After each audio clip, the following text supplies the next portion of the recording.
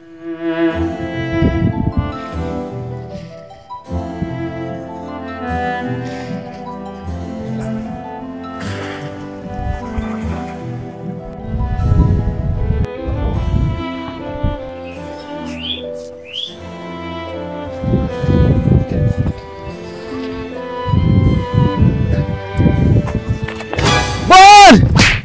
Bon!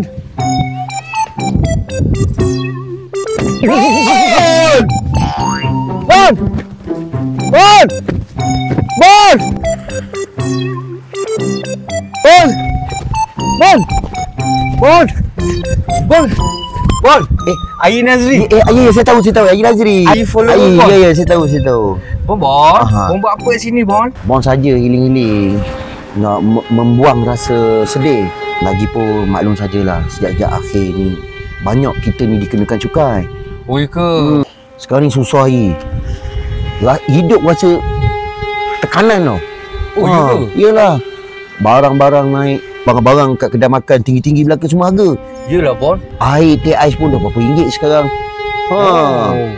Sebulan kalau tak ada 4-5 ribu, payah. Tapi yelah, kena berjimat jugalah. Kita kena struggle, kena berjimat.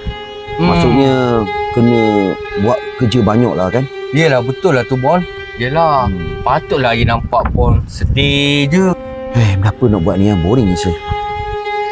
Mandi pantai, Bon. Hilang boring, Bon. Apa barang mandi pantai Ayi?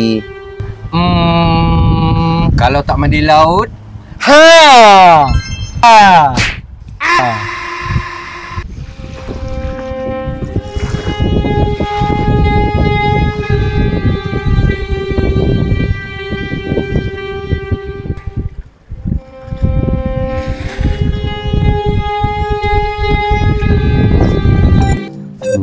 Ayi, ya, Bon. kenapa kita duduk sini tengok perempuan ni?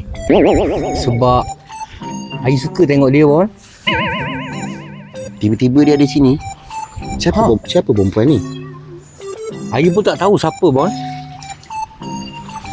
Perasan tak jari dia korek-korek gitu? Lah, Bon. Nampak, Bon. Perasan? Korek kayu tak? Bon. Memang Ayi memang tak kenal ke dia? Ayi tak kenal dia, Bon. Ya ke? Bon.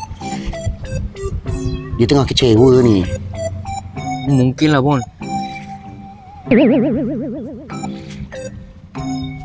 Bon, jomlah kita main pasir, Bon. Ada kucing lagi, jom kita main sama-sama dengan kucing. Jom, Bon. Kucing selalu buat istana. Kucing. Busuk lah. Busuk lah. Dia berok ke? Dia berok lah, Bon.